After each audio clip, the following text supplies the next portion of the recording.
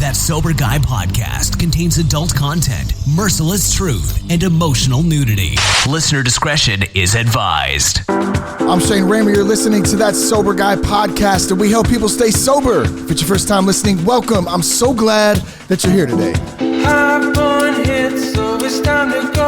You can find more podcasts and resources and also contact us by going to thatsoberguy.com. Follow us on Instagram at That Sober Guy podcast. All the links from today's show will be in the show notes, so they're easy for you to find. I got two of my most favorite brothers here today.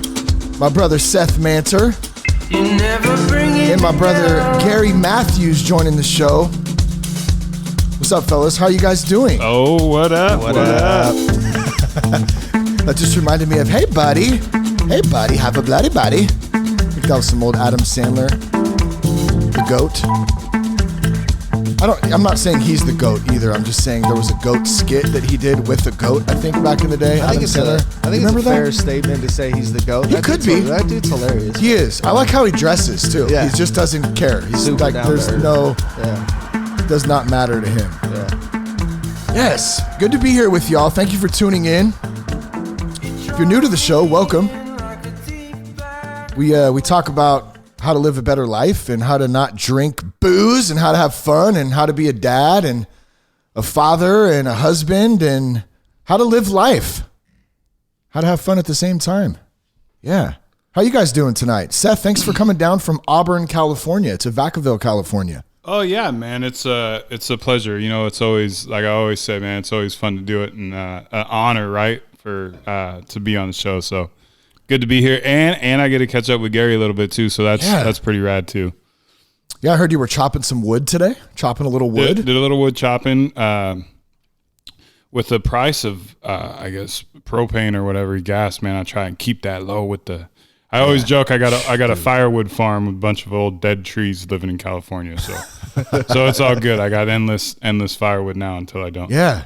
Yeah, you're up in the sticks. You had a little snow. You got to keep it warm. You know, a little property by the lake. Yeah, a little property by the lake up in the sticks. As country as California boy gets, I guess. I don't know. That's right. Yeah, it's that hill folk life. I remember the first moment that I started to think about, I'm going to start a podcast. And I met Seth at a Starbucks. And I had it all mapped out, and I was like, I think this is what I'm going to do. And I was so worried that you're going to be like, bro, that's a stupid idea. Not that you would say that or anything. I don't know why I would think that. But I remember I showed you, I was like, yeah, and I think I'm going to call it like Sober Guy. And you just looked at me and you were like, bro, that's so dope. That's awesome, man. I don't know if you remember that. No, I absolutely do. And so that was been almost 10 years. Yeah, I was going to say, that was like back in probably 13, right? Mm-hmm. Well, it would have been 14. Let's see, 14, October 2013.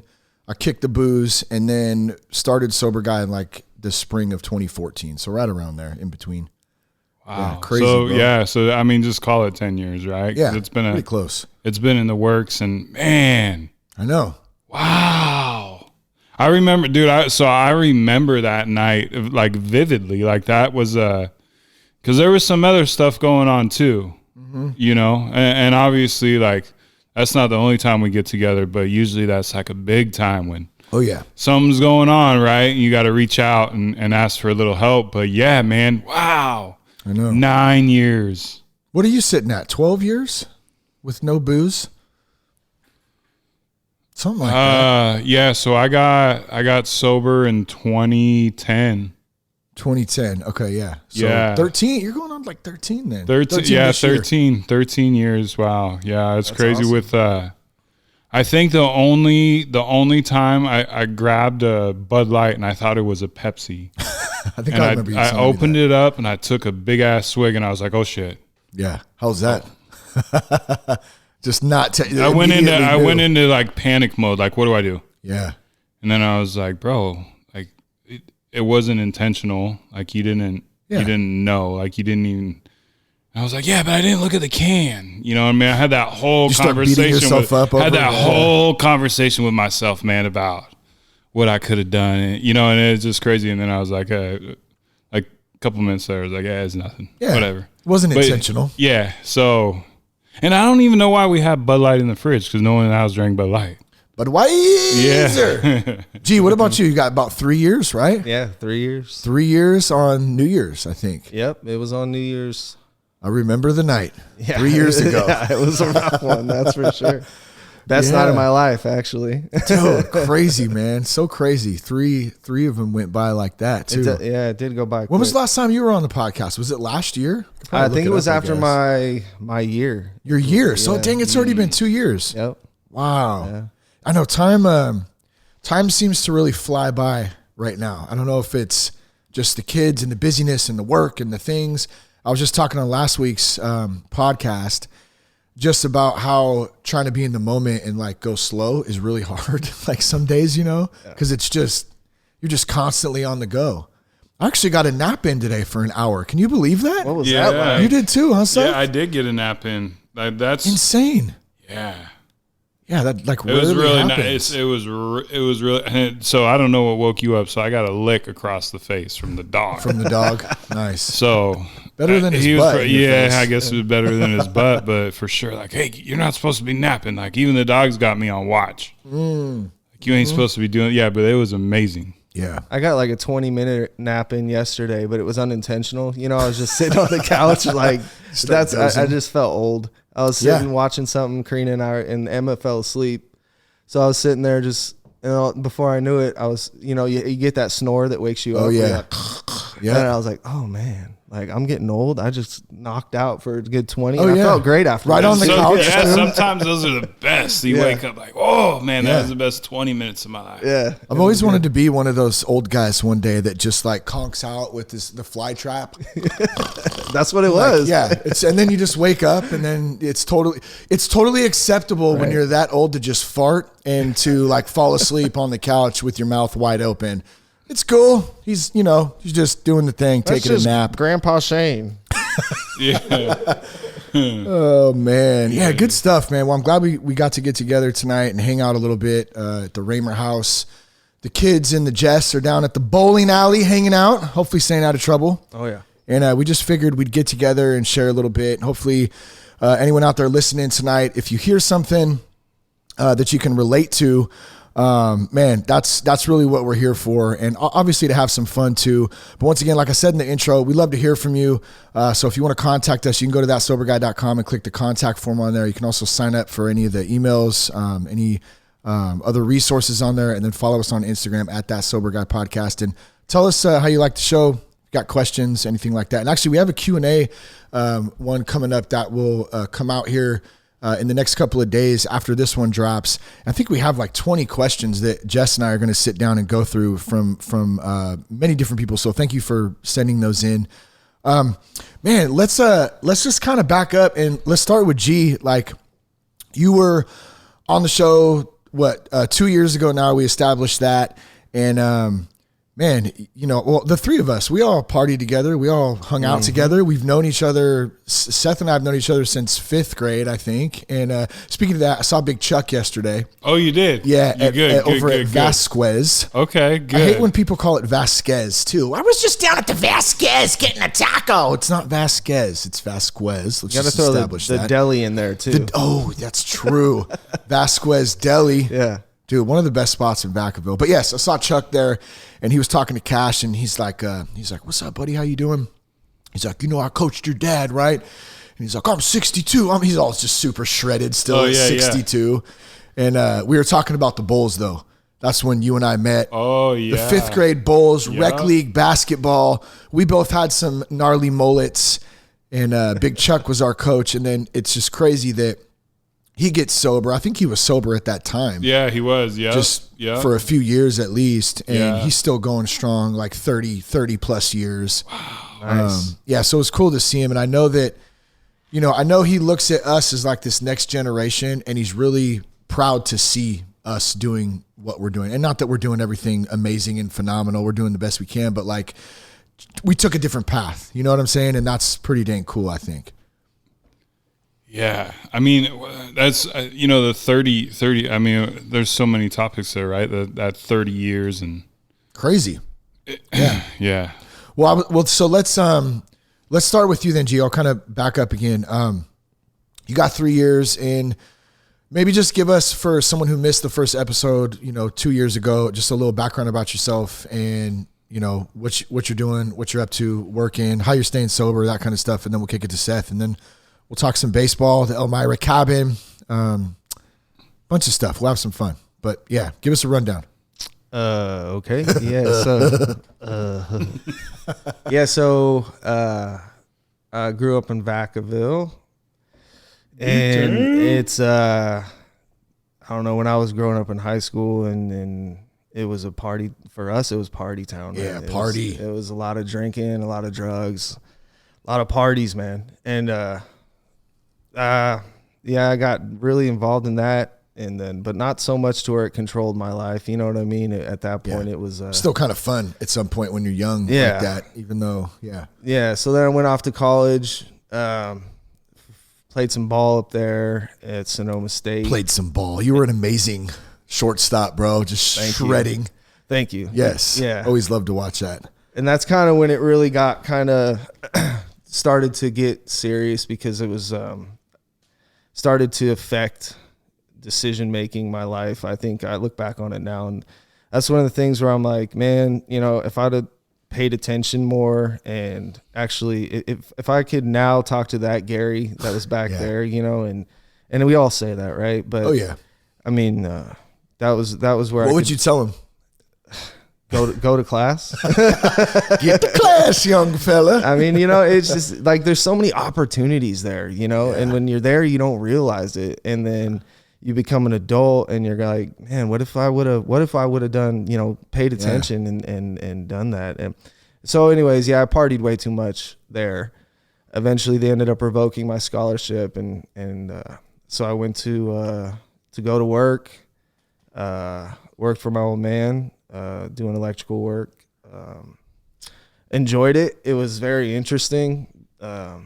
So something that intrigued me. Plus I like just being out, working with my hands, sweating. It reminded me of, sports, things like that.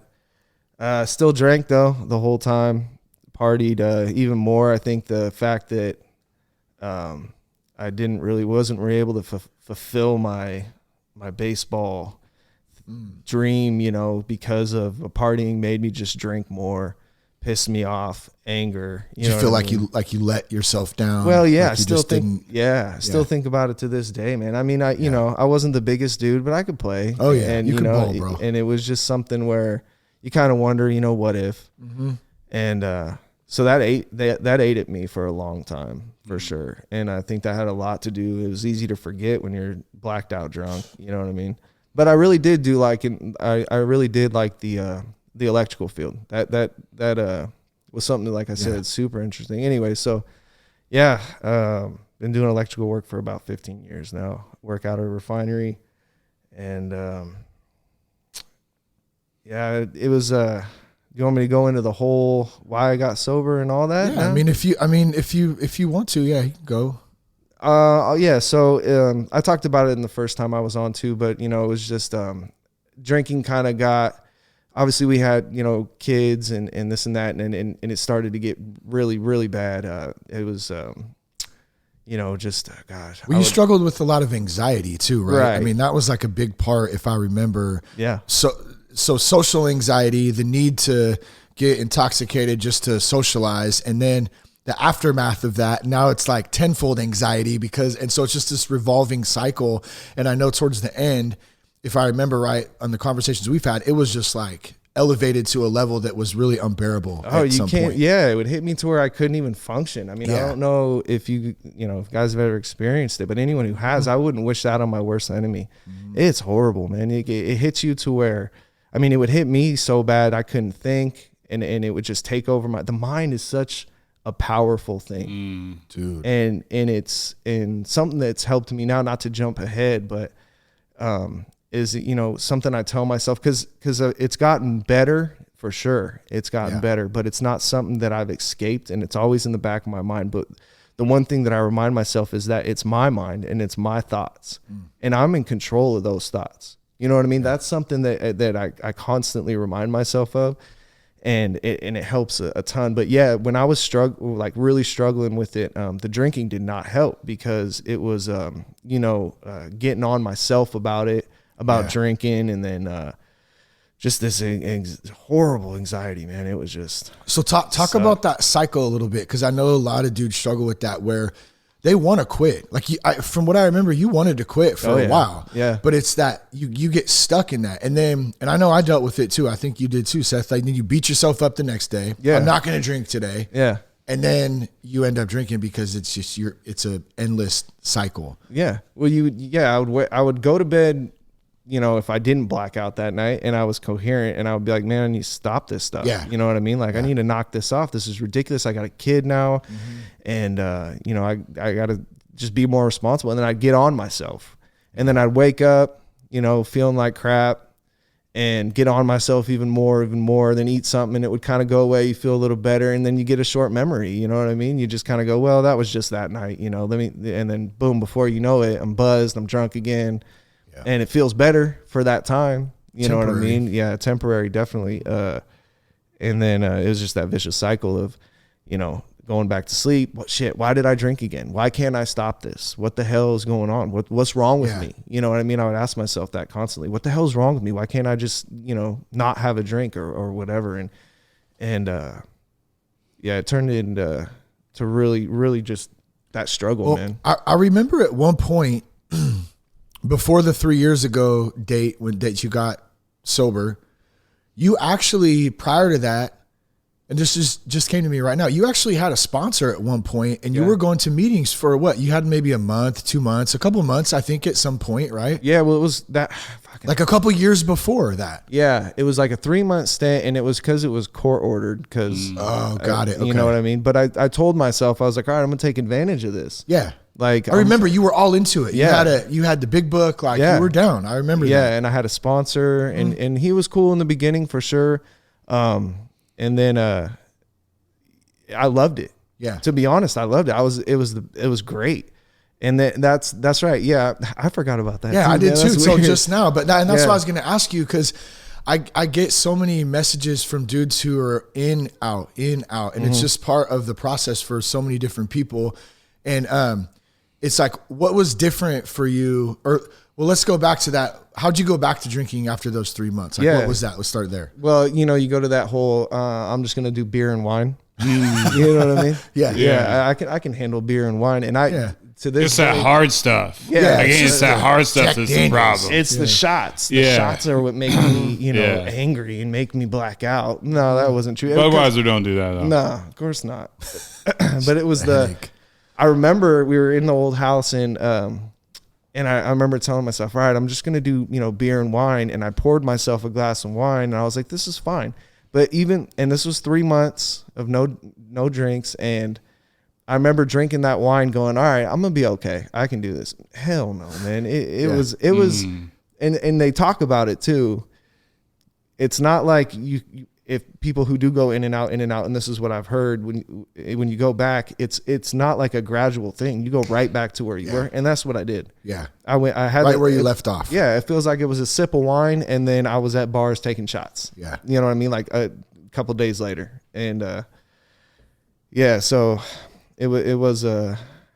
So that went on for a couple of years until this last time, 3 years ago. Yeah. What do you think was different that time than like the first time? Responsibility. I definitely had more responsibility in my life. You felt like you had something to be responsible for. Yeah. Probably too. Yeah. Like, obviously my family. And I just felt like I put my wife through enough. It was, I mean, she's a trooper. Obviously I talked about it on the last time I was on, but man, it was just responsibility. I had a career now where I was in a spot where it was a good place to work, and I didn't want to mess that up. Yeah. And it just was something that I knew needed to happen. There were a few events here. I was younger. I didn't have kids. I wasn't married. And it was something like, I don't know, it's hard to describe, but, blacking out, doing shit like that or stuff like that. It was, it was easier to erase, easier to get rid of in your mind. And then, And then, you know, later on in life when you have a kid and you're sitting there and you're like, man, I blacked out last night. I had no idea what I did. And I'm sitting there looking at my son and I'm going, what the hell am I doing? Yeah. You know what I mean? Like, and so it was something that needed to happen. That was for sure. That's huge, man. I'm super proud of you. I know Seth's proud of you. I know everyone in the family is, dude. And it was just like such a change. You know what I mean? Like, so crazy too, man. Like how that happened and how fast it's been already in 3 years too. So I guess, let's wrap it up with this and then we'll kick it to Seth. Like, how's your life different today than it was? Oh, it's great. It's great. I mean, I almost feel dumb asking, but it's like, I want to hear it. It's great, man. I mean, not being hungover is awesome. Dude, you know what I mean? That's like the biggest selling point. You know, you wake up, you have some coffee, you just, you know, what am I going to do today? You don't got to worry about puking, feeling like shit, stuff, you know, feeling like crap. And it's, I respect myself a lot more. You know what I mean? I can say, you know, things that I do throughout the day. I don't know, man. I have this proud feeling, you know, I wear it with pride and it's something that, you know, it doesn't come easily. It's not easy to do. And so I'm proud of myself for doing it. Yeah. It makes me feel awesome, good. Dude. You know what I mean? So, I know I said we were going to move, but I want to ask you one more question because I feel like someone needs to hear this right now. Like at that moment 3 years ago, like, what would you say to someone who really wants to reach out? But because I know it was hard for you to reach out in that moment, and like there was a lot going on there. And just to sum it up, like your brother Joe and me, we got phone calls at like 3 a.m, and it was like, dude, I need help, pretty much. Yeah.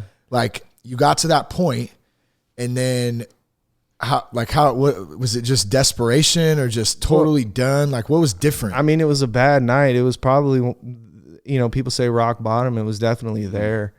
You know, I'm not going to go into detail of the night, but it was just the worst night ever. And it was something where I was sitting there by myself in my house and I knew this was it. This was the time. So I called my brother called you guys came over. And the second I started to just kind of, you know, basically shovel all my stuff onto you guys, it was a weight that was lifted. You know what I mean? It was just immediate weight that was lifted. Now I'm not dealing with this in my own head. I'm talking to you guys about it. And once you start talking about it, it's just this weight that's lifted. It's you realize that, you know, and this is where the meetings helped in the beginning as well, as you talk about it, you start hearing other people that go through the same situations that you were going through, and it helps you mentally think like, okay, man, I'm not alone here. You know what I mean? Yeah. But to go back to what you asked, you know, if there's someone who's at that point, you start talking about it. I guarantee, Seth, you probably can agree. Once you start talking about it, that weight just gets lifted, and that's the start right there. You get that feeling, you run with that feeling. Yeah, that's good. Because that's the road to being sober. Love it. In my experience. You know what I mean? No, I mean, for sure, right? There's that. It's that old saying, right? There's strength in numbers, man. And when you're able to talk about your, you know, for lack of a better term, demons or whatever you want to call it, problems, issues, stuff, quote unquote, you know, it's once you have that ability to be able to talk about it with somebody, that weight, it's like magic almost, you know what I mean? But I think it's by design. I think it's supposed to be that way. It's supposed to be like kind of liberating and feel something that shouldn't be real, but it's, you know, I mean, it's for me it was, you know, that weight that we talk about, that you hear so much about being lifted, you know what I mean? Like, I remember when I told Jess, like, I'm drinking too much, I need help. Yeah. It was almost like a supernatural feeling. Yeah. Like I literally felt for sure, like this energy coming off of my back and my shoulders. Like it was the craziest thing, bro. Like, and I was like, whoa. Yeah. And I knew it right there. It was like, okay, I'm done. Like I'm not living my life like this. God's got something way better than this, dude. Like, and you got to run with that feeling, though. You get that feeling, you know, that, like it's almost a physical. Yeah. Boom, and it's gone. And you gotta, in my opinion, if you get that feeling, if you're thinking about, sobriety and wanting to stop drinking, you get that, you got to run with it. Yeah. Because that's where it's at. And it only gets better from there. Mm-hmm. Agreed, dude. Man, crazy. Seth, how about you? 13 years coming up this year. Give us a little recap. It's been a while. Well, so, I mean, I'm just kind of sitting here, right? And I'm like in deep reflection, I think what I'm amazed by right now is that we have, like, the three of us sitting at this table, we have 30 years of history. It's pretty crazy. You know what I mean? Like, so knowing Shane in 5th grade, and then the Jess and Gary and Joey, obviously Bill and Gina and Kelly. Yep. Like, as my 5th grade self. Sticking turkey basters in your ear. Sticking turkey basters. I mean, that probably didn't. Your ass out I don't of the think house. that didn't come around until high school, because that's what high schoolers do. 5th graders don't stick turkey basters in their ear. High schoolers do that. I think I was a freshman when I did that. Freshman or sophomore? Probably sophomore. It sounds more like what sophomore did you do? behavior. You're in the kitchen, like, cleaning up, Dude, and then you're like, hey, look, and put a turkey baster in the your turkey ear? baster was just there, and, I wanted some attention, man. Like, I needed someone to look at me or talk to me, so I think that was it, man, because I was kind of an attention. Like, I liked the attention. I liked doing stupid stuff. And I think I did it, like, I don't even know if this word works, like, kind of subconsciously. Like, I did it without knowing that I was doing it, but I did it. What did Bill say? Do you remember? He said, get out. Get out. Like, he had one hand on his hip. Bill's always got his hands on his hip, right? And he was just like, get out. Like, he was, like, at a loss for words. But I do remember, like, get out. Was he rocking the mustache then? Man. Yeah, it had to have been. Probably, because I would have been at Croydon, right? Yeah. So the stash was full and yeah, yeah. Some jean shorts. I mean, maybe, and the cutoff. Like, I always remember the cutoff sweatshirt. I mean, there's staples about Bill that just remain, and that's part of that human nature aspect, right? Or the human experience. Like, we all have our distinguishing factors, right? And some of us are stronger than others. And Bill's got some pretty good strong ones. But yeah, man, wow. So that's kind of the tone in my voice is just like right now, just kind of amazed at the 30 years of history, especially when you've only been alive for 43. You know what I mean? So if that puts anything into perspective, right? Like, that's you guys will always be a part of my life longer than you haven't. Yeah. Which is, so obviously, like, there's a great amount of gratitude to be able to be sitting here with two people that I partied with, Shane more than Gary, but I definitely had some, party nights with you, Gary. Yep. To be sitting here, the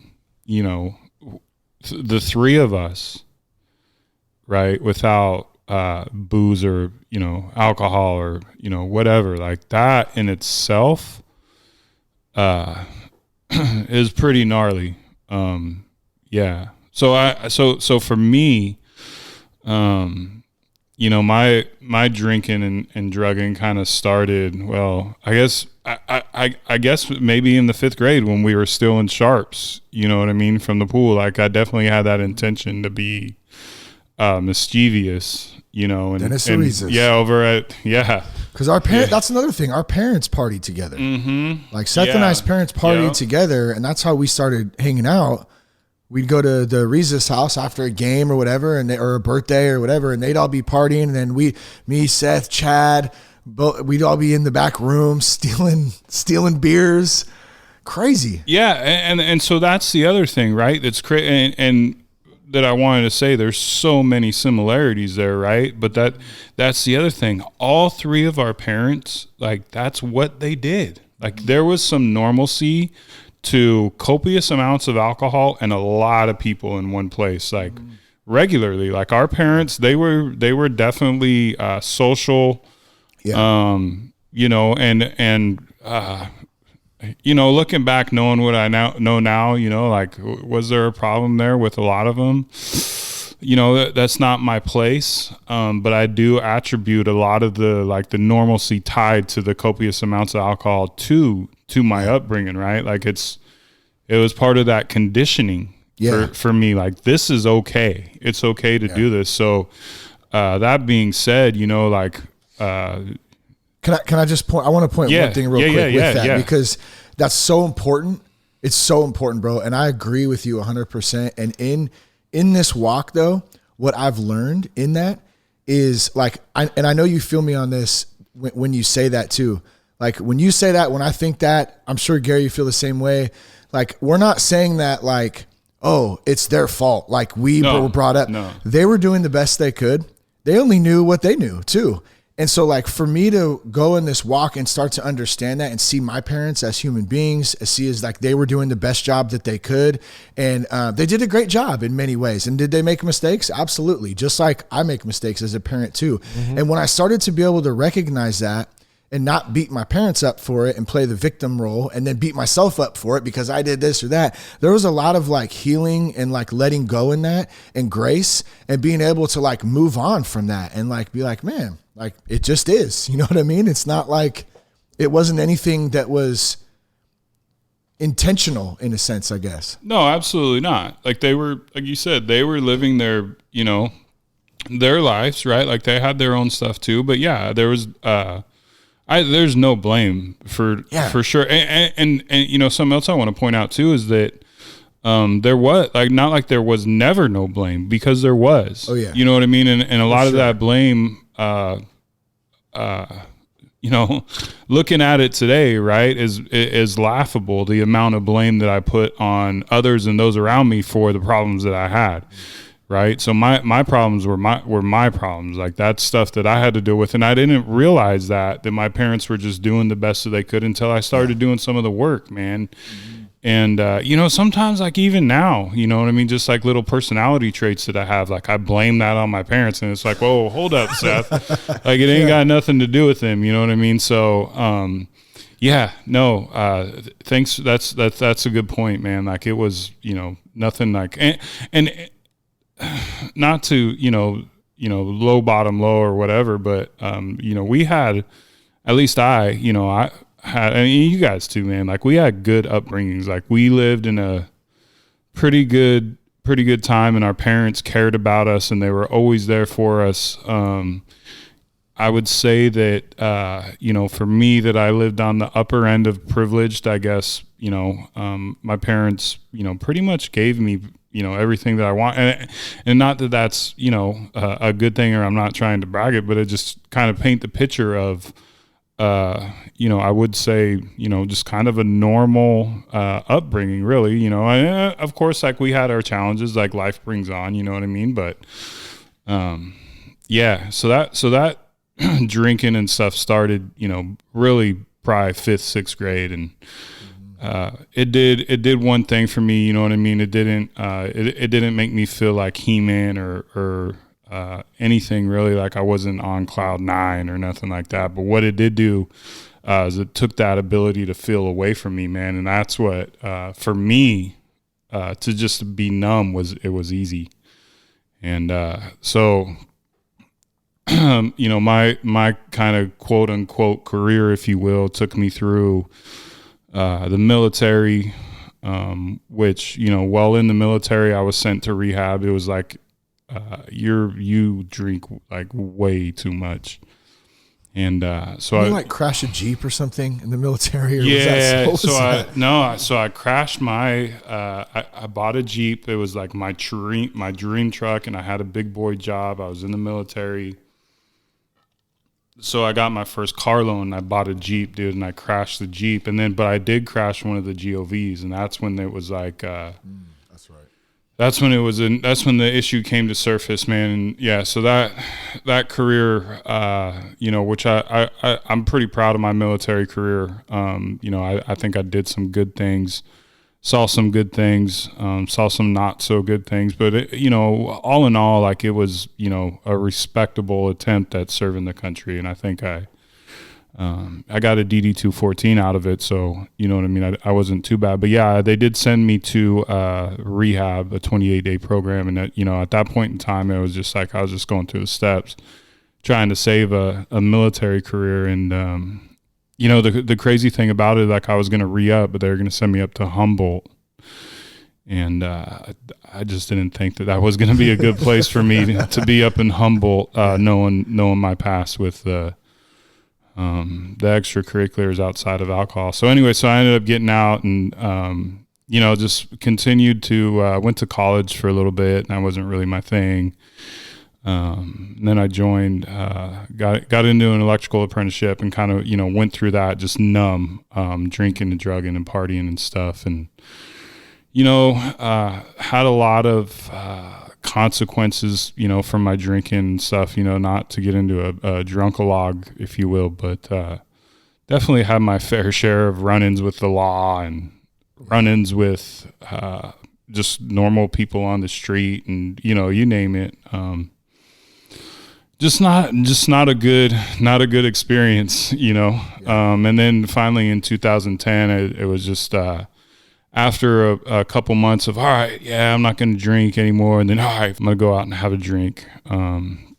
That was, you know, 2010 was kind of my rock bottom. And it was, you know, I basically went over to my mom's house and just kind of cried my life away and was like, you know, my life is a wreck and I just can't do it anymore. And, you know, fortunately for me, I had the ability to check myself into an inpatient program. Azure Acres up in Sebastopol saved my life for sure. And it kind of led me on this path of showing me a way to live without alcohol in it. And it kind of, well, it didn't kind of, it gave me a toolbox full of tools. So went to rehab, you know, started kind of working a little bit of a program through AA, and then my you know, it was a struggle, like straight up, like trying to live a life without alcohol. Yeah, we rely on it like to function in some sense, like socially. When we're happy, when we're sad, when we're out, when we're at a game, when we're at a party, when we're just at home after work, it's like, it's such a normalized part of culture too, because it's legal and it's there almost all the time. We can't go anywhere without seeing alcohol somewhere, you know? And I hate to, like, alcohol is also not the big bad boogeyman. It's us, you know what I mean? Yeah. It's people and our choices and how, you know, how we choose to deal with life, really. Alcohol is the tool, is the way I kind of look at it. Yeah, and there's that saying in the rooms too, right? Like alcohol is but the symptom, you know what I mean? Yeah. Like straight up, and you know, that I'm glad that you point that out. Like I was that guy that I didn't need a reason to drink. I just drank. Like it didn't matter if I was going through something, you know, happy, sad, glad. It didn't matter the emotion. Like, you know, I was we had that saying, right? Like we didn't get drunk or we stayed drunk, or we didn't get high, we stayed high. You know what I mean? Like that was definitely me for sure. You know, like when I was in the Coast Guard, man, like our work hours were 7 to 1, you know what I mean? And I was at the bar at 1:30, you know what I mean? And the bars in New York, they didn't close till 2, you know? It's a long day. You know, 1:30 to 2:30, like, you know, and that was every day, man. And I had people that, were right there with me. You know what I mean? That's not to say that if I was alone, I wouldn't have done it, because I probably would have. But, you know, that whole strength in numbers, well, you know, the whole opposite's the same too. Ways. There's misery, you know, company loves misery, or misery loves company, however that goes, man. You know, it goes both ways. And I definitely had a group of dudes that, you know, I wouldn't say supported me in that, but they were my support system. You know what I mean? Like, and that, you know, that was all through life. You know what I mean? Like at each stop of the way, there was that group of people that I hung out with. You know what I mean? And again, not that I blame them or anything, right? But there was people that were co-signing my stuff, you know what I mean? And when you have cosigners, man, it just makes it easy. And it was so easy. And like you said, man, like the alcohol is not the big bad wolf. Yeah. You know what I mean? Like, and clearly, alcohol does not care. You know what I mean? The makers of it do not care. You know what I mean? That Seth is an alcoholic, right? So that's something that I really had to, that was part of the struggle, right? Was going through that program or whatever. And then, you know, my life really kind of shifted, when, and this is something that we've talked about before, you and I, we went to a conference. It was a recovery-based conference that was, their modality was mindfulness and kind of the whole teachings of the Buddha and or Buddhism. And, you know, I'm probably hacking this all up, but it was something that kind of showed me a different way and a different path of how to deal with just like life. And it's something that really spoke to me. And I really kind of took that modality by the horns and really kind of learned to find some of the answers to my makeup. You know what I mean? And I think one of the biggest things that when I look at it all in like through a clear glass, you know, it's kind of like I went from powerless, and that's, you know, I'm definitely powerless over alcohol, but I went from being powerless over everything, right, to now being kind of powerful. So not having a choice, and now like I have all the choices in the world. You know what I mean? That that just little mantra is something that's kind of stuck with me throughout, you know, along with a lot of all the other different ones. But I don't, you know, I'm kind of at a loss for words where to, you know, kind of where to go from there. But what my life is like today, I kind of put it in 3 buckets. What it was like, you know, when I was out there kind of wasting my life away, because that's what I was doing, drinking and drugging. What it was like when I first, you know, got sober, and then, you know, what it's like now.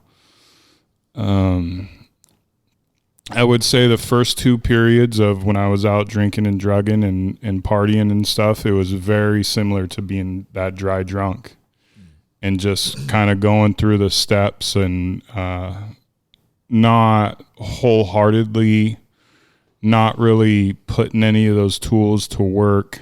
They were both very similar, and it was very miserable, to be 100% honest. You know what I mean? And that was my true indicator right then and there, probably those first 2 years. And I think, Shane, I told you that the first 2 years were hell for me. Yeah. And, you know, and that was for me. And then now looking back, it's like, oh man, did I, you know, kind of put that in someone's head? And what I'm getting at is that my experience is that the 2 time periods, there's no difference until I really started like looking at self and dealing with those demons that I had in my closet, right? And then, you know, now to be 100% honest, it's maintenance.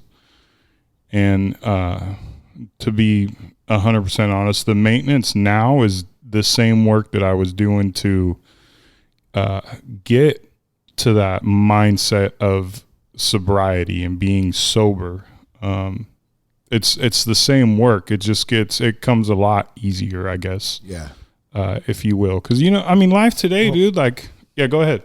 Well, I was just going to say, it just reminds me like what you're saying. And I love it because what you're talking about is practicing the principles in all our affairs, in everything we do. So alcohol is really, you know, or let's just even back up as far as just addictions in general, habitual habits, bad habits, food, sex, drugs, money, spending, buying, you know what I mean? You can go down the list of all the things that human beings struggle with.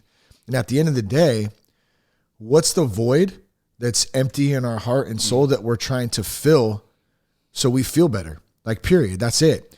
And they work temporarily, you know, maybe a couple hours, maybe a couple days. And then we go right back to the same type of thing. And so first of all, the honesty in that and going, man, like, yeah, something's not right here. And then like coming to some sort of acceptance of that. Doesn't mean I'm weird. Doesn't mean I'm crazy. Doesn't mean I'm bad. Have I made bad decisions or choices? Sure. But like, I want to change. And like that's possible. You know what I mean? Like it's totally possible. And, for me, like I feel redeemed by the grace of God that like I was given another chance at that. And I'm so grateful for that, because how many times do we hear in the newspaper, on the news right now, people that we know in this community and then externally out, because I hear it and read about it every day, somebody who took a pill and died, somebody who got in a wreck drinking and killed 3 people and now they're locked up for 20 years, or, you know, like that could have been any one of us. Oh yeah. 100%. Any one of us. Yep. Like no doubt. How many times, how lucky were we? And so I firmly believe that we were, you know, God's always been with each and every one of us along the way, along the path, even when we didn't know that he was there. And like, that's why I get so grateful to do this, just to sit and hang out with my best buds and like, just talk about the stuff. And hopefully somebody hears something out there and that helps them. But anyways, I got off a little track there, but what I was saying is that you're learning, like we're all learning how to deal with life on life's terms without drinking.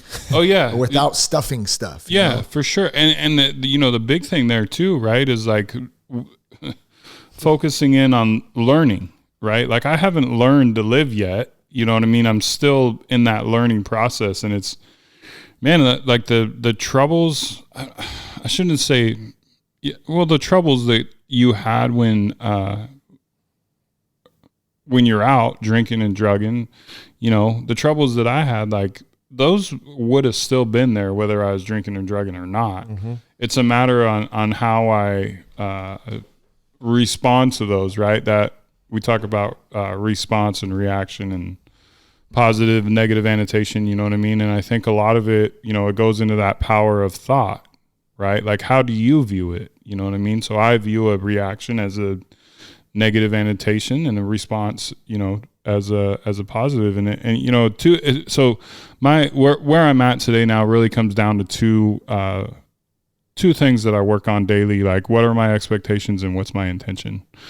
You know, so if I go through a day, or I set my day up to be full of expectations, you know what I mean? It's guaranteed that I'm going to get let down.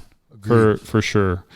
So I really try and start my day with as little expectations and just kind of follow the will of my higher power, who I refer to as kind of like the universe's natural aura, I guess, if you will, to follow the lead of that rather than to follow my own lead. And when I'm on that path, like all is good, for sure, because I'm able to kind of take stuff with a grain of salt, if you will. And then the intention, man, that's the biggest one. Like, this is something that I and struggling with right now, right? Because, you know, I suffer from that human condition, and, you know, I like to do stuff that's kind of indicative, I guess. I don't know. Like, I need to show that I'm a man and I'm in charge, right? And I still have to, you know, work on that stuff. And I have to ask myself, like, Seth, you knew what you were doing. You knew what your intention was there, and you did it, and you got this outcome, and now you have to deal with it. So that's something that's, you know, really fun, measurable there, right? Like I look at everything in kind of measurables now, like when I'm not taking care of myself and I'm not doing the things I'm supposed to be doing, right? Like, number one, going to the gym, exercising and eating right. Like, now 13 years in, right? Like, I have these warning signs and these measurables that I know, like, okay, bro, like you're slipping out of that, sobriety mind, you know what I mean? And because we revert back, dude. I remember, I've talked about this on the podcast quite a few times, but it's been a while. I can remember so clearly when I was at Azure myself, and Big David sitting on the desk with his big lunchbox hands going, "You will forget. You will forget." Yep. Like, eventually we will forget, because our minds are wired a specific way, and it takes years upon years to unwire those things. And there's stuff that still pops up over time. And so we have to know that, like, it's not, it doesn't just go away. We have to be very careful and expect it almost, I think, you know, for stuff to pop up. But then that's why we get the tools to deal with stuff. Like we know how to deal with stuff a lot better. And of course too, like I think with age, with family, with responsibility, like you were talking about earlier, G, like we grow, we mature a little bit. Now I'm still an immature fool many days, like no doubt. But like as far as the way I am now versus 10 years ago or 15 years ago, like it's, you know, it's night and day compared to some of that. But it's been from listening and reading and hanging around people who encourage and who build up. And for me, the grace of God, like just saving my butt. And man, that's been like something that is in like, it's incredible some days. Some days I just trip out. I'm like, man, like, thank you. Yeah. Well, and too, bro, like putting those tools to work, like we have the tools, right? We know what we need to do. You know what I mean? I would say the biggest difference now is I know when to put those tools into action because I have those measurables. You know what I mean? I think that the physical health goes right in line with the mental health, like 100%. And that's something, Shane, that you kind of brought to the surface for me. You know what I mean? And it's so true. Like I know I could feel it when I'm not taking care of myself. And that's, you know, for me, that's a warning sign, like straight up. And that's something that only sobriety has given me, you know what I mean? And only working through, the AA program and working through, refuge recovery, you know what I mean? Like doing all these different things and the things that I still do today that are new or different, that help me keep on track. It's not something that, you know, I definitely do not have, sobriety figured out, like straight up. Like there's still so much more that I need to know and learn, but what I'm doing right now is what's working for me. You know what I mean? And it's, man, it's, you know, it's kind of crazy. It's, to be honest with you, like I always tell Mel, like, man, sometimes I feel like I'm living in a dream because it's not supposed to be like this. You know what I mean? But it is, man. And I get to live it today. You know what I mean? The things that, you know, I get to do without alcohol in my life, man, for one, you know, like that, I get to feel that childhood joy every once in a while. Like straight up, like I remember being happy when I was 5 years old, and there's times that I have that.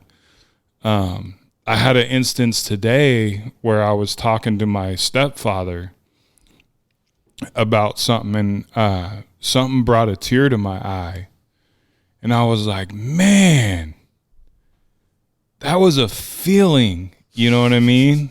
Like, wow, I get to feel. Yeah, so that's something that, and you know, like I'm kind of like my eyes are kind of soggy right now because I think about it, you know what I mean? And it's like, wow, that was one of the things that was amazing to me when I got sober was, and I think I've even talked about it maybe like on the second time I was on the show, was that I got to feel, and you know, it goes from happiness to joy. You know what I mean? And I've, you know, been through a couple things in life that I got to feel through the whole thing of it. And I got to remember every single part of it. The hangovers, man, wow, like that's something that. Could you imagine having a hangover? Wow, dude, no. I couldn't handle it. I couldn't either. That's something that I'm super grateful for. I'm grateful for the people that have stuck by me. You know, like it's just, I'd like we don't to do this on our own. Yeah, for sure. For sure. And I'd like to sit here and say, you know, like, oh, I'm full of gratitude, and I just love everything, and that's kind of where I want to be. You know what I mean? And I do think that I have a lot more gratitude now than I did before. But I will say is that, you know, my life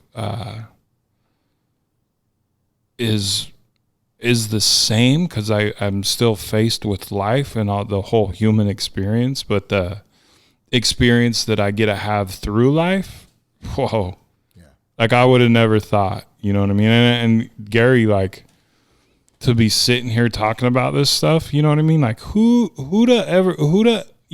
was a lot of people that knew. There was a lot of people that were like, gosh, I wish he would just get his stuff together. Yeah. God, I wish he would just quit drinking. You know what I mean? Would you stop falling through glass tables at graduation parties? Right. Dude, and that's another thing. I still have a scar from that. Do you really? Yeah. I think we talked about that on your back or your arm or something. Yeah, it's on my arm. Yeah.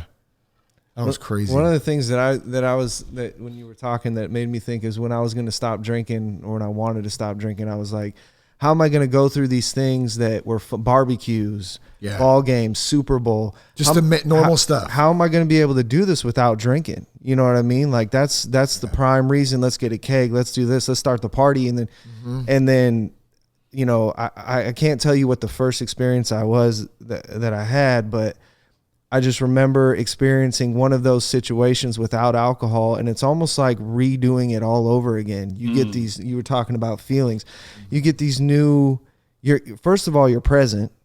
So right away you're experiencing things differently. And it's just this whole new experience of a barbecue, whole new experience of a ball game, whole new experience of a Super Bowl. And it's something where to me, that's what attracted me. I was like, I'm here, I'm present, I'm feeling these things. Like I'm not numb. I'm not going to wake up the next morning and be like, what happened? What did I do? That cringe feeling where you're like, dude, what did I do last night? Who did I piss off? You know what I mean? What did I say? You know what I mean?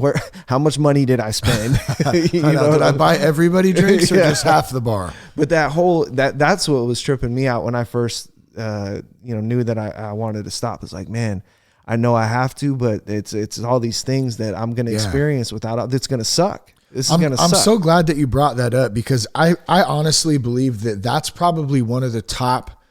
If we put together 5 reasons why dudes struggle with stop, I mean, that's got to be at the top of the list. The first 3 maybe is like, what do I do? Boredom. How am I going to have fun? How am I going to go to a game? How am I going to do that? And as you were saying that, I was thinking, if there was a way that, because you're right, we get to feel again. We have that ability again to feel. And sometimes those feelings, they suck actually. So, and I was just picturing, as you were saying, going to a game or going to like, let's say a Super Bowl party. Yeah. You know, we went to a Super Bowl party.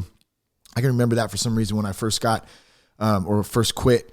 And like, I felt very socially awkward. Like, and I didn't, it wasn't the best experience, but when I look back on it now, it was a great experience because it's just what you described. It was new and I was feeling. And so like, if I could go back and tell myself then, now I would go, hey, just embrace that. Just embrace those feelings. I know it feels a little awkward. It feels a little weird, but guess what? It's totally new. It's something new. You're on a whole brand new path right now going forward. And yeah, you feel a little social awkward right now, but guess what? You're not going to have a hangover. You're going to feel great when you go home and you're going to look back on this one day and you go, God, thank God that I stayed on the path and I got through that. And then having people around you and stuff supporting you, hanging out with people that you want to be like, not that bring you down and stuff. That's a huge thing. So, which is hard in the beginning. Yeah. I feel like you're disconnecting from friends or even family sometimes, but sometimes that's part of the process. It doesn't mean that you hate anyone or they don't love you or vice versa. It's just, we got to take a little different path at first to get our bearings and get kind of set, you know? But dude, yeah, that's, I really do think that that's probably one of the hardest things for people. Yeah. The friends thing too is hard. I mean, you know, all the friends that you partied with and hung out with and this and that, you're worried, oh man, you know, am I going to be able to hang out? Am I going to be able to do this? And to this day, the friends, you know, that I partied with and hung out with, I hang out with them today. We all have kids now and this and that. And it's great. You know what I mean? But that was a thought that it came into my head. It was a huge concern of mine when I first wanted to quit drinking, and it was just it was an enlightening experience going to those things, experiencing them, and being like, man, you know, for my experience, it was this isn't bad.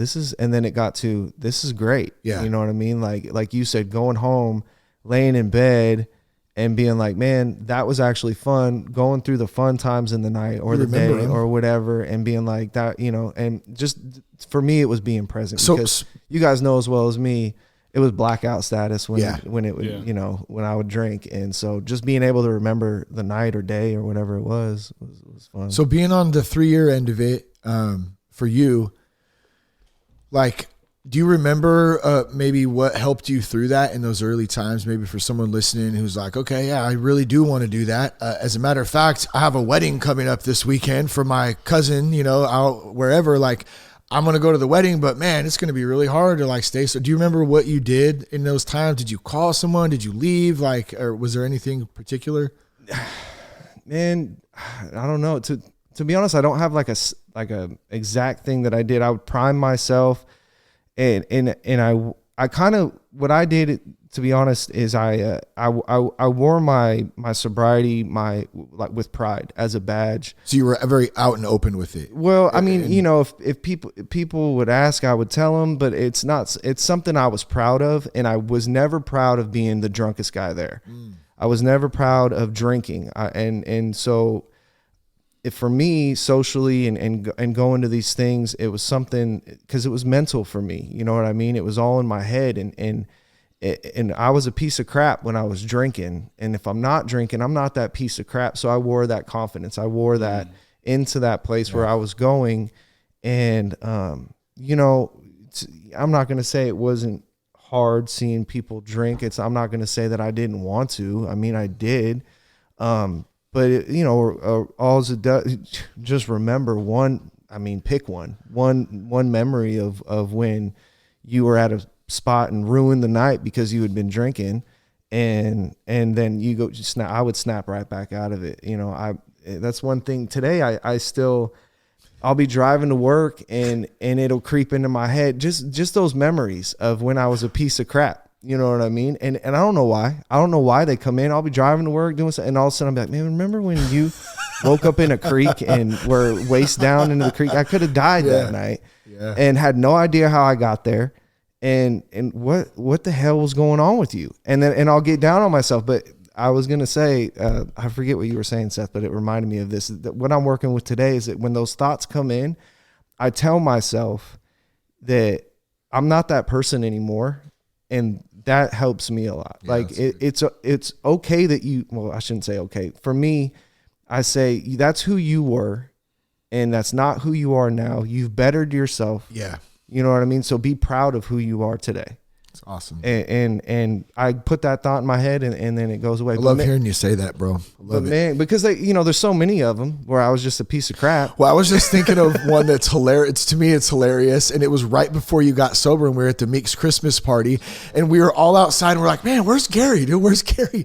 Dude, and he comes out of the house. He's literally swinging at the air, and we're like, hey, bro, who are you fighting? He's like, oh, I thought somebody was there.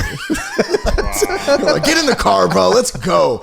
Yeah, dude. Just like, just crazy. I'm going to tell you, there was somebody there in my mind. Oh, I'm sure there was. You were getting after him too with a vengeance, bro. Hey, yeah. If that's the worst story we talk about, that's all right, dude, with me.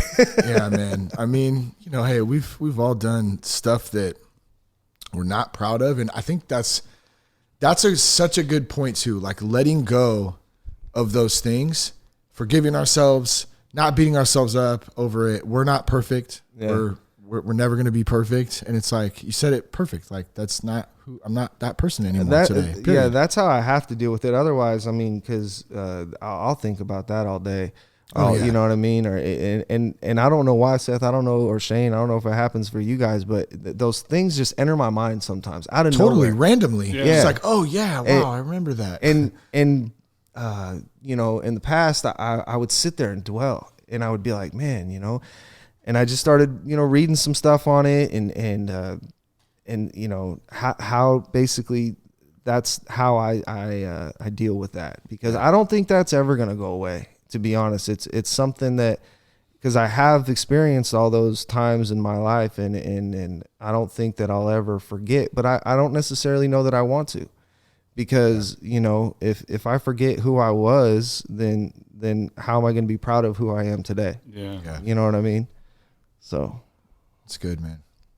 I think a lot of, when we talk about like having to go to an event or be around people that are drinking or whatever, you know what I mean? Like that's something that I still have to evaluate, 13 years in, you know what I mean? Like, all right, what is this looking like? You know what I mean? Like totally inventory the whole situation, right? Which something that you're not supposed to do. You know, for me, that builds those expectations and the, you know, intention and all that other stuff, man. But just because I'm kind of like a kinder, softer Seth now, man. Like I really have to honor, you know, kind of what's going on internally. You know, am I feeling anxious, or do I not want to go because I don't want to see somebody, or do I not want to go just because I don't want to go, or do I, you know what I mean? And I have to like either verbalize that kind of stuff, which is where I'm at now, is like I have to verbalize it, like I have to get it out, or you know, in the past, a lot of like the journaling stuff kind of really helped with kind of setting me up, so that I wasn't, you know, telling that story in my head of what I thought it was going to be like when I was going to get there, or, you know, people are going to hate me because I'm not the same fun Seth. But, you know, the crazy thing, like in my case, man, it actually turned out that people like actually liked me better when I wasn't drinking and doing that stuff, which was, you know, kind of blew my mind. Like, what do you mean? Like, I'm not as fun. And, you know, a lot of it was like, well, but I could understand what you're saying, Seth. Like, you know, when you're drinking, like I can't, you're incomprehensible or whatever, you know what I mean? Like, so I just had a quick flashback of like at Rick's old house back in the day. Mad 40s, mad blunts, just all kinds of crazy madness. And then, just like, I don't really remember much from there, but those like I would like, throw up on everything, and you know what I mean? Like you did throw up on a lot of stuff. So many measurables as to why someone wouldn't like me, and I just for some reason, man, you know what I mean? Like early on, like I couldn't fathom that you weren't gonna like me because I wasn't drinking and drugging, dude. And and that's real, and you know what I mean? Like honor that. Like you have to really kind of focus in and be like, okay, I'm having a feeling. Number one, like this is like a warning of feelings coming in, you know what I mean? And then two, like this is what it is, you know what I mean? This is what's stemming from it. And now today, like I get to look at it and be like, okay, so these are my feelings, and feelings aren't fact, right? I've kind of learned that a feeling is not an actual factual instance. It's just kind of my interpretation. But still having to deal with that stuff today for sure is huge. You know what I mean? I had this concern that, you know, people aren't going to like who you are. They're going to this and that. This is my own mental thing, you know, insecurities and things. And you would drink to get rid of those insecurities. And then you would go to this place. Well, now that I've quit drinking, you realize that people didn't like you there when you were drinking. They like you there more when you're not drinking, you know, so they actually like who you are. Mm-hmm. So my thoughts that I was trying to get rid of by drinking really was putting myself in the situation that I was trying to get out of by drinking. Yeah. You know what I'm saying? Totally. and most people I found too are so concerned with themselves. They really don't care what anyone else does at the end of the day, you know, like to some extent. Like, it's like, you know, I mean that in a not necessarily a bad way, but like, I guess we judge ourselves so harsh sometimes, you know, about stuff. And people don't care that much. And people don't care that much. They really don't. I mean, we have a lot of people who, you know, are awesome people and care about us. And so that's not what I'm saying so much there, but like, like the normal stuff, like people got their own stuff to worry about too. Well, and too, like Gary, you talk about the memories that come back, you know what I mean? Like the little instances, the drunk nights or whatever, you know what I mean? And that's something too, man. It's like just a little gentle reminder. Like, hey man, just, you know, the tiger's only sleeping. Hey man, you know what I mean? And that's, you know, a lot of it, dude, was a lot of deplorable acts, you know what I mean? Whether it was something that I thought was horrible or morally something that someone else thought was horrible. Yeah. You know what I mean?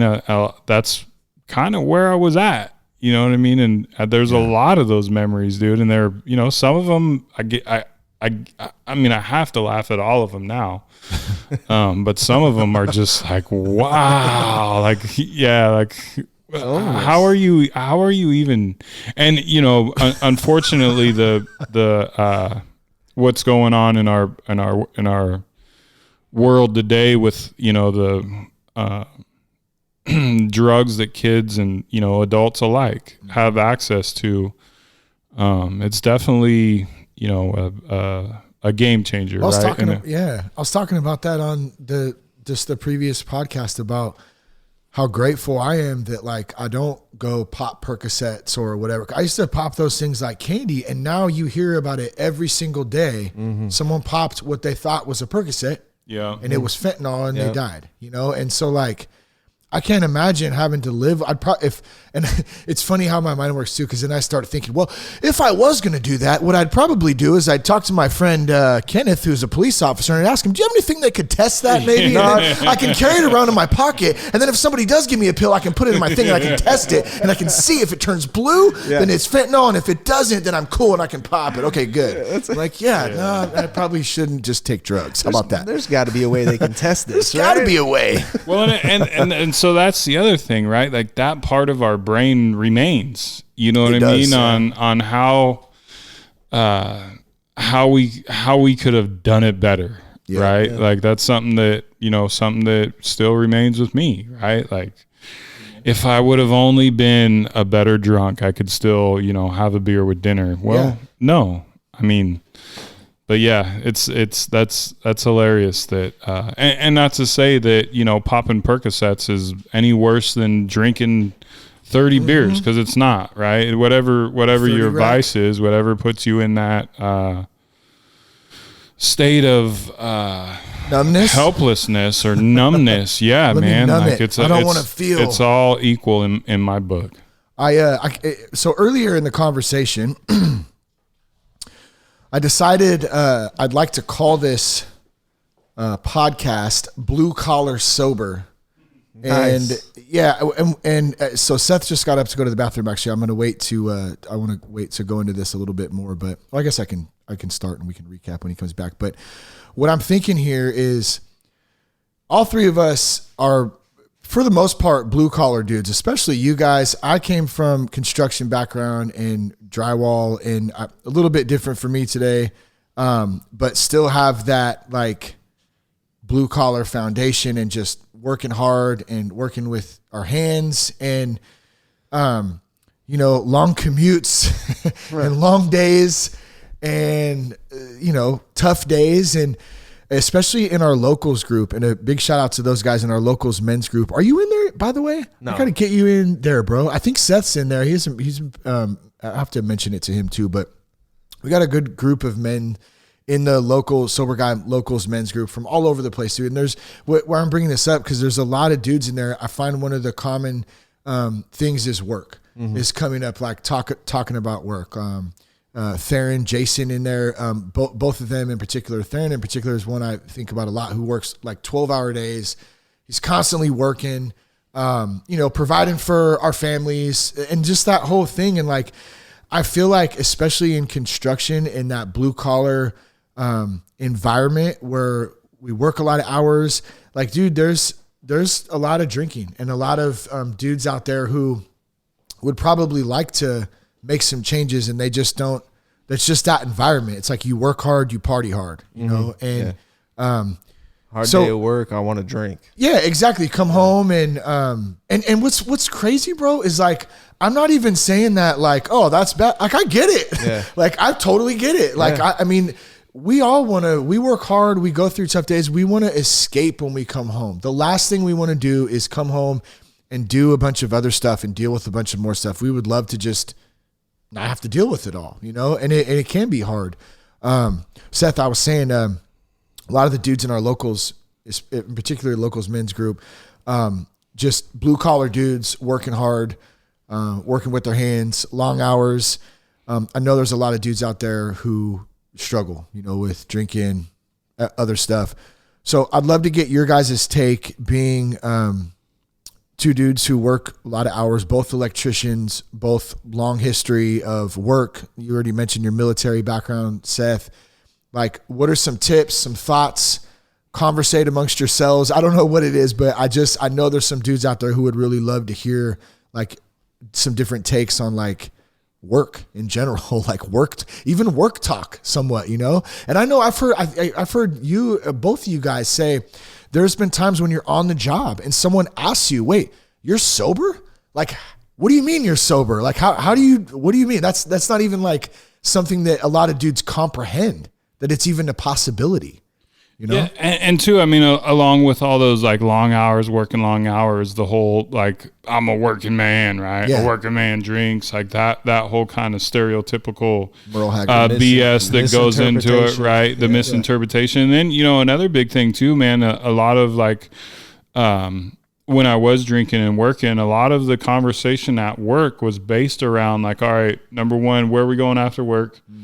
And then number two would be like, all right, yeah, this is what I did last night, right? And you know, you're up to your lunch hour, and you've already got that thought, like, all right, I'm about to go get plastered tonight. I'm gonna go out with the boys, like it's gonna be a good night. You know what I mean? Excited. So you're already romanticizing about it. At least that, you know, that's what my experience was. So it was, you know, and again too, man, going back to, mom and dad, you know, both them, both sets, you know, stepdad and real dad, and even mom, they were both blue collar workers. And you know, again, that's what they did. They, you know, dad especially would go out and drink with the boys after work. Right. You know, and my stepdad, most of his friends were all from work, not most of, but a good amount. So that's just kind of what you did. You know, and it's crazy. You talk about the, whole, you're, you know, that, oh, what do you mean you're sober? You know what I mean? Yeah. The crazier thing that I've found now is that I've actually met more people that are sober that don't drink because they've gone through the same exact thing that I've gone through in just different circumstances. That are actually sober themselves, you know what I mean? So I've found that through and just being open and honest and talking about, you know, yeah, man, like I'm sober, I don't drink, or, you know, if I had a beer, I'd end up in jail or whatever, you know what I mean? I find a lot of, I try and put a lot of humor to it. Yeah. But yeah, I mean, it's crazy when you talk about it, when you surround yourself with the people, that you're just, you know, kind of naturally attracted to. They're very like-minded. And, yeah, I get that a lot too with, I feel like I got to put humor to it. Like laugh about it. Yeah. Well, you know, if I were, you don't want to see me drunk. That's my one. You guys don't want to see, I mean, one of the bosses just retired where I worked. And so everyone was going to the bar afterwards to celebrate this and that. And a lot of the people that I work with know that I don't drink. Some of them I don't think realized it until we got there. So we get there or whatever, and you know, that was my go-to. That was my you don't want to see me start drinking, and it's an honest it's an honest response. Yeah, like you sure. really don't, Yeah. you know what I mean? Yeah. I'm not lying to you, but yeah, it's for me being around, you know, the whole concept of or I would say false concept really of, oh, you're a working guy, so you have to do all this, you know, this and that. It was more than that. My sobriety or my quitting drinking meant more to me than being in those conversations. I enjoyed it when I was drinking, you know, waiting for my turn to tell a story about how screwed up I got the night before, and oh, my story's going to be better than his, you know, listen to this crap, you know what I mean? 'Cause they always were. But you know, me wanting to quit drinking was so much more than that. And I started to lose money too, because it was more important for me to stay overtime. It was more important to go start drinking than it was to stay a couple hours and make some money. You know what I mean? I needed to get home because I need to start drinking early so I'm not that hungover the next day. Yeah. You know what I mean? So you go to bed somewhat in a decent hour. Exactly. So I need to start drinking right away. So, you know, this couple hours of so much overtime that I'm turning down, nah, screw that. I'm gonna go get lit real quick in the amount of time so I can wake up and feel half decent to go to work. You know, I was losing that money, so that was something that was in my head too. But yeah, it was beyond being part of those conversations, and then yeah. Did you find that when let's say somebody asked you about that, or you mentioned it and they go, wait, what? You don't drink?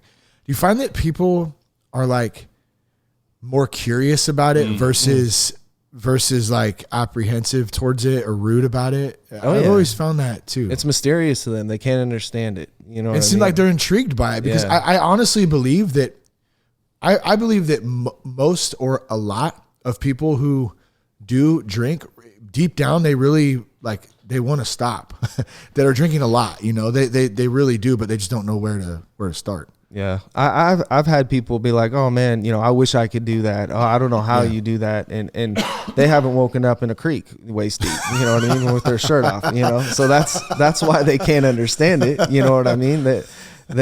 And that's all I can fathom. I don't try to put too much thought into other people's situations, but how did you get in the creek, by the way? Did you ever figure that out? Nope. You walked home or something? Or was it Alamo Creek? Yeah. So you know where the I don't even know Mosca. It's the restaurant now. Yeah, Moxie. Whatever. Yeah. So it used to have that bar. I forget what it was called. Fire Falls. Okay. All right. Yeah. Gotcha. So I remember we were underneath there, and that's the last thing I remember. And I do remember wanting to leave, and I think I just walked home. But, and the creek that's right along. What is that? That's Dobbins. Dobbins. Yeah. That's by your old house. That's right? where I woke up. Yeah. Scarier than shit, man. Yeah. I'm telling you what, I was terrified. I woke up and I was like, first of all, I checked for my wallet. Yeah, that's there. And then I was like, how in God's name did I get down here? And that was terrifying to me, that I had no recollection of how I got down there. But I mean, think about it, man. If I would have turned one more way over, I'd have been, face down in that thing. Yeah. And so another one of those blessings, bro, where it's just like, God, you were there. Like, thank you, because it could have went either way. Many 100%. times. Yeah. That was a rough one. So, and going back to the work thing, man, because I think that's huge. We spend so much of our life, you know what I mean, at work, and going back to the romanticizing about alcohol. One of the things that I've really learned is that I'm way more employable as a sober person, right? Yeah. So going back, more available for the overtime, right? Which I hate working, but I do, you know what I mean? And then just having people at work actually like you and know that they could rely, we have a big job coming up. Seth is gonna be here. Yeah. The only way Seth's not gonna be here is if we, piss him off or something. He'll take a day off, right? But for the most part, he's going to be here and he's going to do his best. So some days still are better than others, but that's something that being able to be relied upon is a good feeling. You know what I mean? And being liked is actually kind of pretty cool too. You know what I mean? And none of that stuff was in my bucket. When I was, I had friends and I always kind of had a job, you know what I mean? But not to the extent to what I have now, for sure. Definitely. Yeah, that's good. Dang, man. Crazy. So baseball's coming up. It is. We had opening day for Little League today.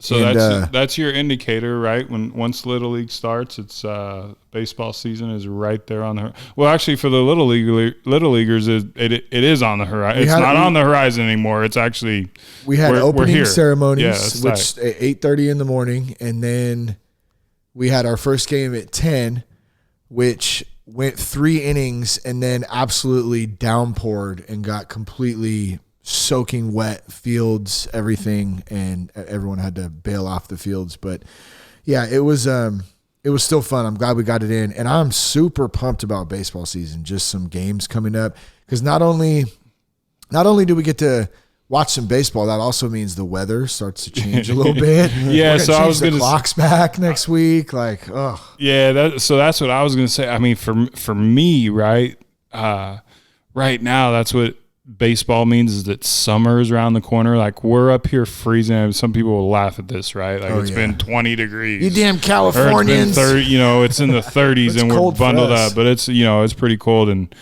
thankfully, right.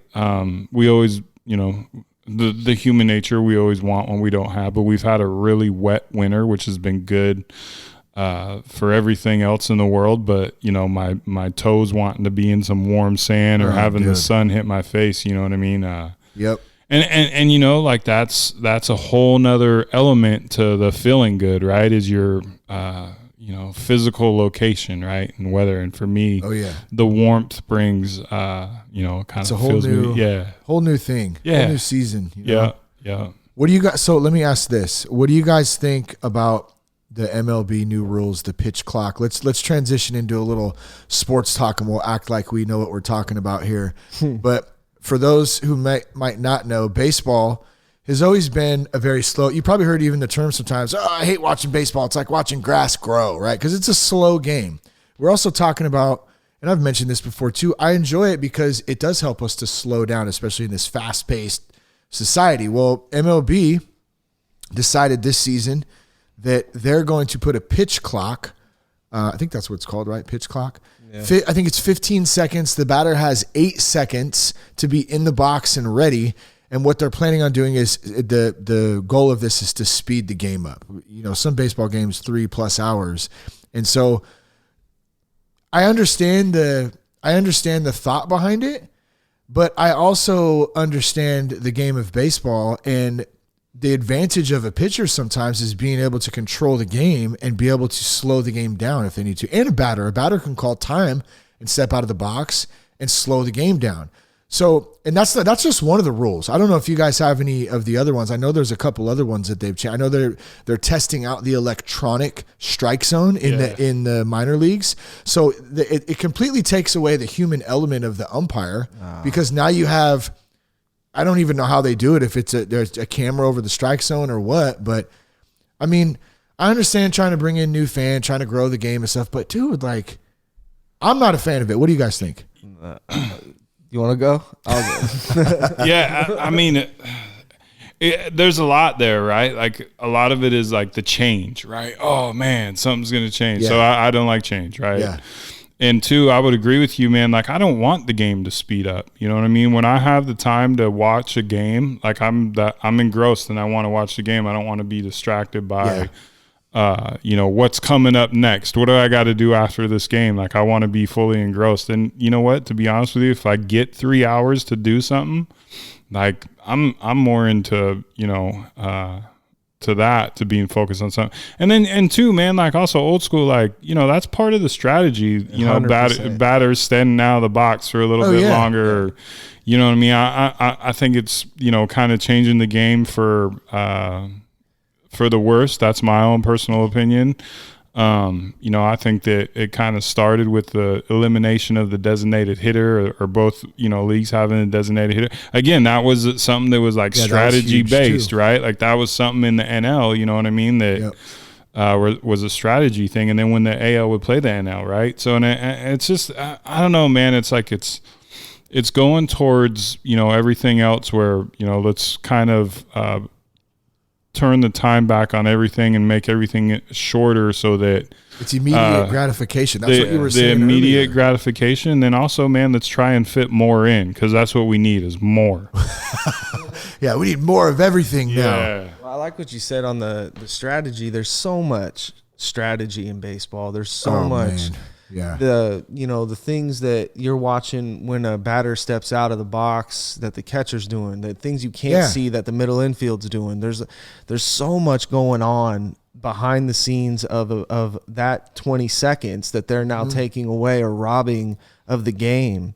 That I completely disagree with it. Yeah. You know what I mean? If you don't, I don't know. I'm gonna be real. I'm strong on this. If it's too long for you, then you don't understand the game. Yeah. In my opinion, it's chess. I mean, you're literally playing five. Like, and I always say this too. When I played baseball, and then when I started like just coaching, even just little league when these guys are little and actually had to start learning, that's two totally different things. Like I was like, oh, I played baseball, I could coach. Yeah. And then you start coaching and you realize, holy crap, like there's a lot of stuff that goes into this game, like where you start getting pitch counts and like, man, there's like so much that goes into it. Well, and speeding it up, that's got to make it more difficult for coaches, I would imagine too. Yeah. Yeah, I'm not a fan of it. I don't think it needed to be done. But I agree with Seth. It's instant gratification. They want it now. More commercials can be played now. You know what I mean? Right. Yeah, I know it's true. So I think too they got rid of the infield shift too. I don't that's know right. That's another one. They really get rid of it. No more shift. Oh, no. You're not allowed to shift. Which part of me actually kind of. I mean, I because I can see both sides of both, but like. how many hits are taken away because of the shift? A lot. Well, I don't know. But hit the ball where the people aren't. Yeah, it's so hard to do though. That's so hard. It's hard enough. Leaguer. It's hard enough to hit a major league pitch, right? And now you got to place it where, and you're used to, you're taught your whole life. Okay, here's the spots you want to go, because here's where they aren't. Well, now they start putting people where they are, where those spots are, and you got to learn how to hit all over again. I know I talked to Joey about it a couple of times, and he's got some buddies that play, and they don't get mad if the shift's on for them and they hit it to a person. They don't get mad at it. They put the bat where it needed to be. The ball went where it should have. And how can you get mad at that? It's so hard to hit a major league pitch. If you put the screw on the head, you know what I mean, and you crush it, then you can't get mad at that. I think a lot of it too is the ability with technology, the way technology's advanced. You literally have charts, and you can look and see where every person's going to hit 80% of the time. Yeah. And so then you put that shift on, and then it's all a numbers game. And now you just took that away though. And so I don't know. I kind of like that one more than don't like it, I guess. Yeah.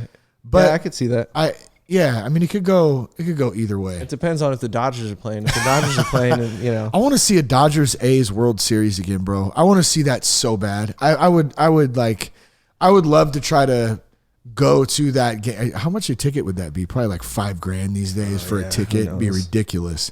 But the 1988 World Series rematch, I hope for one day. Yeah. That would be pretty amazing. You guys got a ways to go. Yeah, shut up. We're there. You guys are there. We have a long way to go. We probably will not be in Oakland.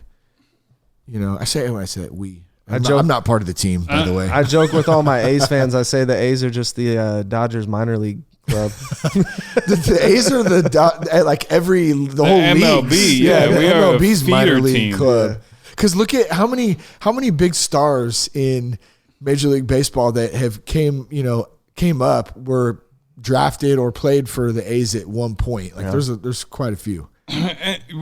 There are, and then you got the Max Muncy level stars, you know what I mean? Josh Donaldson was a MVP. Yeah. You know what I mean? And that's just to name a few of the most recent ones, but Chapman. Yeah. He with the A's for a while, like Matt Olson had a banging year for the Braves. You know what I mean? Come on, but pay him. Yeah, you got to pay him. Yeah. And I guess in order to pay him, people got to be in the seats, you know what I mean? So yeah. There's so many layers there, but yeah, man, the changes to, I guess, really it's driven by societal change, right? You got to give the people what they want, and they want a game that's everly changing, you know what I mean? So that I don't fault the MLB for trying to make it more more attractive to the average person, I guess you could say, you know what I mean? I get it, you know what I mean? But gosh darn, where do we, it does piss me off with that a little bit too, because it comes back to money at the end of the day, and one thing I noticed, I went to my first 49ers game this year. A friend of mine had some tickets and hit me up. He's like, "Hey, I know you're not really a Niners fan." I said, "I'm down. That sounds awesome. Let's do it." And so we went, dude, we had a great time. They played New Orleans, and the stadium was cool. It was jam-packed, a lot of people. There's a lot going on in that area because it's just industrial park area by Great America. You could tailgate and stuff, which is really cool. We brought the barbecue out. But one thing that occurred to me when I was there was how ridiculous and how much alcohol sponsors these events, these big events. I mean, alcohol is such a main focal point of all the major organizations in sports. And so it's promoted so hard that part of me is like, yeah, I get why dudes, including myself at one point, were just even subconsciously go to a game and not drink? That sounds lame. Why would you do that? And, and then of course you spend $200 and you spend, 8 innings standing in line at the bar and spilling your beers. And that's the whole thing, is that I used to go to games and and wouldn't even watch the game because I'm standing in line to get a beer, and you drink that beer, get right back in line, and then and then the 7th inning comes, you're like, okay, I'll watch for 2 innings because the beer line's closed. You actually have to be like a fan. Yeah, you actually have to like baseball. You actually crazy. Yeah, man, but no, that that is, I mean, it's true, right? Like the booze is all around us, you know what I mean? It's up to us, you know what I mean, to how we view that and how we read that and respond to, how everything, alcohol, right? For one, it's kind of pushed on us, you know what I mean? We got to kind of repel that because, going back to the world, the universe don't care that Seth's sober, right? It's tricky. It is. And I do believe that consistent drinking, and it blocks something in you to connect to that spiritual relationship. It's pretty difficult to find that if you're just constantly numbing out and not feeling all the time. But anyway, in any case, dude, this has been great, man. Really enjoyed hanging out with you guys tonight and talking about all kinds of interesting stuff and sharing a bit. And go ahead, G, what were you going to say? Sorry, man. Nothing. Oh, I thought you were going to say something. I got the cat right behind you right there. Check her out. Yeah, there she is. What's the cat's name? That's Ruby. What's up, Ruby? I don't know where the you know your name. Maine Coon is somewhere. Have you seen the Maine Coon now yet? The new one, right? Stage, yeah. Ruby. What's the name that we decided on? Well, first he was Richard Parker. Right. And then now he's Oswald. Have you seen him yet? Mm-mm. He's freaking crazy, dude. So who's big. Richard Parker? He's the tiger in Life of Pi. Have you ever seen that movie? No. I've heard about it, though. Big Life, really great. Big Life of Pi fan? Life of Pi. Yes. Where did that shoot from, man? Yeah, it's a good one, dude. It's a good one. But yeah, he's around here somewhere, and they fight. And they're all crazy and stuff. Oh, we didn't talk about your Spencer's trip, by the way. Spencer's Gifts. Oh, yeah. That's pretty funny. That was a good one. Yeah. I don't know. I went in there with Charlie, and it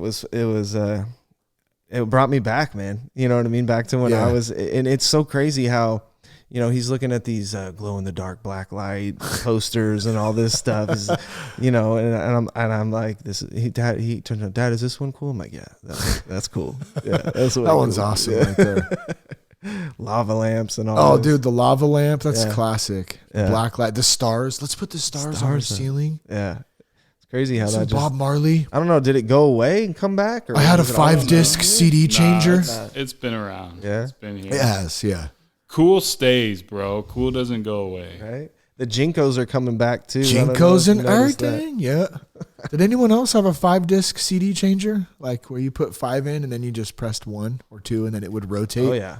I thought I was so cool. I think I had a Panasonic. It's crazy and actually quite humbling, right? Like now we get to look at like, oh, I remember that when I was a kid and that was around. Like I had those. And you remember the exact color, right? And all this stuff is, they say history repeats itself. It's like, man, so that's like straight up middle-aged male that this is where I'm at now. I get to see history repeat itself. It's all coming back. It's pretty cool, you know what I mean? And then to see like the new way they're wearing the Jenko jeans, it looks just like how we used to wear them. You know what I mean? Like it's crazy. Yeah. Hey, how long till kids start pegging their pants with safety pins again? Oh, that's what I want to know. Staples. Will that come back? We use staples. Staples? Yeah. Mom, where's the stapler? I need to staple my jeans. I mean, we're not. I think we're right there, right? Like 92-ish, 93. Because the 90s are coming back hard right now. Yeah. Or putting we used to take a sock and shove it in the top of our in the DCs? in the tongue. Yeah. Well, then DC got smart and all the skater shoes started making the tongue hella fat. You know what I mean? So you didn't need the sock. Now, if you put the sock in, you look like, that wasn't cool. Too big. Yeah, because it's too big, DCs. What were some of the other shoes?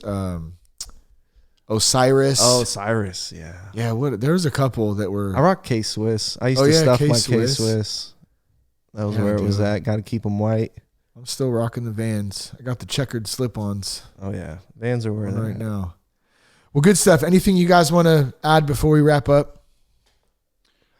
Man, I just, obviously, bro, like I kind of want to circle back to the beginning, you know what I mean? On the, like that going back to that 30 years of history, and then the, like 9 years of doing this podcast, man, like that's pretty rad, dude. And I just want to kind of like shove some love your way. You know what I mean? The amount of, people that you've helped, I mean, obviously you're a big part of, my recovery. Right. And, to speak for Gary, I know you're not supposed to speak for people, but I'm sure you're a big part of his, dude. And then, just getting out onto the radio waves, dude, it's pretty rad, dude. And it's an honor, bro, to be, be a part, be kind of, on the wings of the stage and seeing it all kind of grow and go through its different phases, man. It's pretty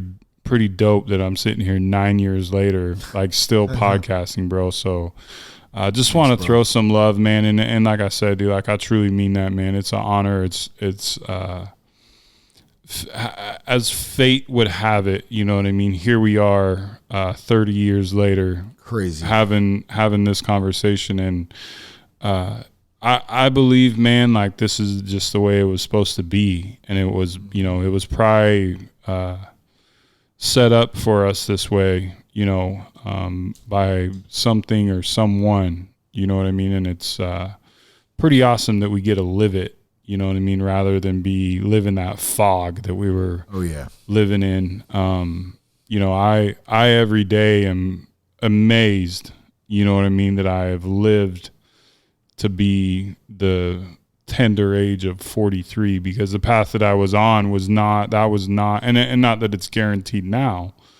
But that was definitely not in the cards if I kept down the path that I was in, for sure, like straight up. So there's, so much gratitude in that. And, just going back to your podcast, bro, like that's been a huge part of my recovery. And,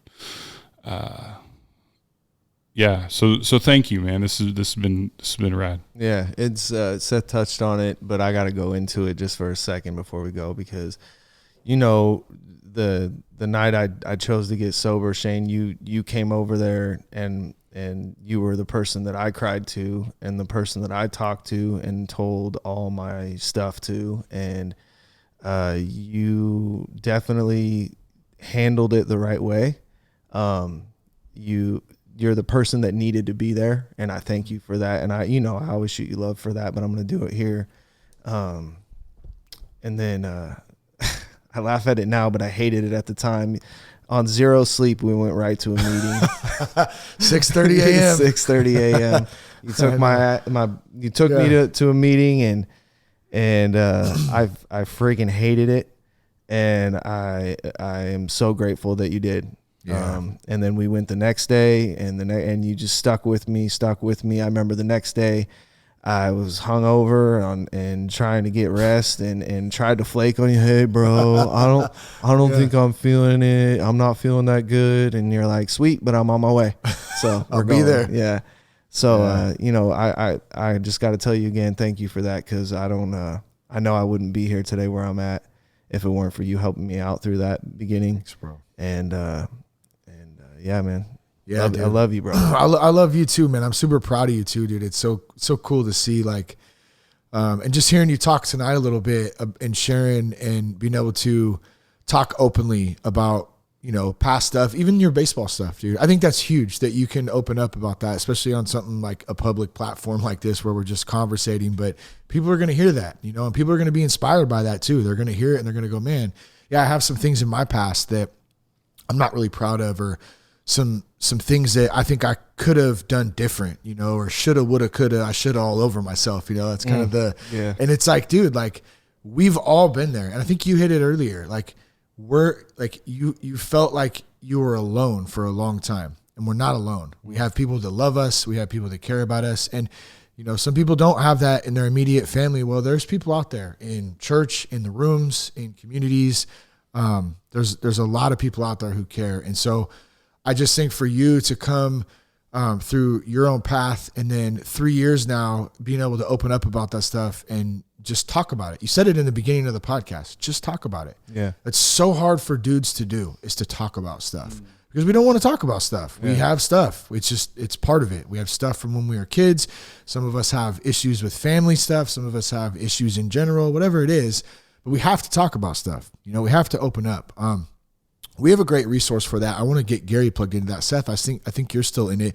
Our Sober Guy men's group on Locals. So that'll be in the show notes. A shout out to all those guys in there. If you're looking for a group out there, that's a great place to start. You can post stuff, talk, share. It's really just accountability too. And that's just one option. Like there's so many options out there for different communities of people to connect with, to be a part of. So just want to throw that out there for everyone listening. G, I love you, bro. Thank you so much. Hell Seth, you paved the way for me in this and for many out there. You know, I think you were the second podcast episode, first or second, somewhere in there, which is awesome. But just like, and I say this often, you know, I stopped drinking because I saw you do it. And I said, if Seth can do it, I can do it. You know, and so number one, I appreciate that. Thank you. You inspired me. You know, your inspiration, your walk, your trust, and that you took that step to go forward helped me. And then in turn, it helped Gary. It helped Joey. It's helped so many other people. I mean, there's like this domino effect, actually, when we sit and look at this right now, 30 years. And here we are doing this right now. And they're literally, I'm picturing the dominoes just falling. And hopefully when I see that on the big scale, there's thousands of people who are going to listen to this, and those dominoes just keep falling, man. And people keep hitting each other and just falling over and getting saved and getting free from alcohol and free from their stuff, man. Just in general, free from your stuff. There's a better life out there. There's a better way. There's a better path, and it's open to anybody. But we just have to open up and we have to receive it, and then we gotta do the work and keep moving forward. So love both of you guys, man. Thank you so much for coming on the podcast tonight. And if you're listening out there and you want to quit drinking, you want to some more resources, you can go to thatsoberguy.com, find all the resources there. You can contact us by clicking the connect form or the contact button, I think. And man, lots of good stuff. Thanks everybody for tuning in. Peace, love, and respect, and keep your blood clean.